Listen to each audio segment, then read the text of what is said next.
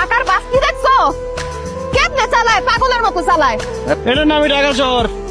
আপনি যে ব্যাগ ভর্তি জিনিস নিয়ে আইছেন, বাইরের বাসায় যেতেছেন, এত কিছু আমার কি দরকার ছিল? নাই না কি করুন কম, আমার ভাই লাখে একটা এত ভালো রেজাল্ট করছে, আমার গ্রামের গর্ব। আসো আসো, ভিতরে আসো। হ্যাঁ রাজা, ভাবি আসসালামু আলাইকুম। কেমন আছো তোমরা? আগে কও কয়দিন থাকবা? এক সপ্তাহ আগে কিন্তু যাইতে দিব না। আই এবার যাওয়ার লিগে আসি নাই, এবার একদম থেকে যাবো, পুরা শহরে হয়ে যাবো। দেখো আমি তোমাকে ক্লিয়ার বলে দিচ্ছি, এই কেউ ভূতগুলো যদি একই ছাদের নিচে আমার সাথে থাকে তাহলে আমি এই বাড়িতে থাকবো না। ও আমার ছোট ভাই, কিন্তু ও সবকিছু করেছে জীবনে বড় ভাইয়ের মতো।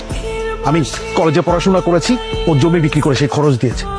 হ্যাঁ, আজকে আমি যে দাঁড়িয়ে আছি না রনি, এই জায়গায় পুরোটাই রাজার অবদান। তুলি, তোমাকে না নিষেধ করেছি ছাগলের কাছে আসবে না? চলো বাসা চলো এক্ষুনি। যত সব এই আনকালচার লোকগুলোর সাথে থাকতে থাকতে তুমি একটা আনকালচার হচ্ছ।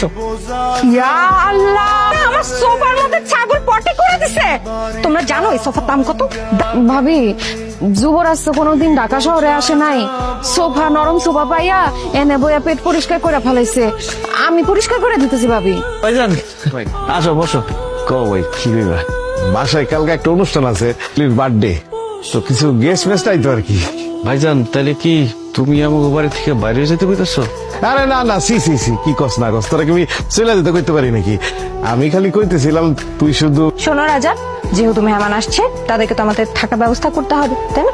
আর তাই বলছিলাম তুমি আর রানী যদি ওই সিঁড়ির নিচে জায়গাটাতে একটু ব্যবস্থা করে নিতে কয়েক। আমার মনে হয় কি ভাই ভাবি হারা চায় না আমরা এনে থাকি। আমরা থাকা তো মনে হয় অসুবিধা হইতেছে। চলেন আমরা গ্রামে চলে যাই। একটা রাইটের লিগে সিঁড়ি নিতে থাকি দিছে, এর লিগে ধরে নিল, তারা আমাকে ভালোবাসে না। থাকবো তো আত্মীয় স্বজন আইব, আমরা যদি ঘরে শুয়ে থাকি আত্মীয় স্বজন থাকবো কোন জায়গায়?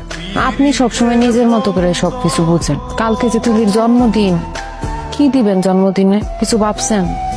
টাকা পয়সা তো কিছুই নাই। আমার এই স্বর্ণের চেইনটা উপর হিসেবে দিয়েন।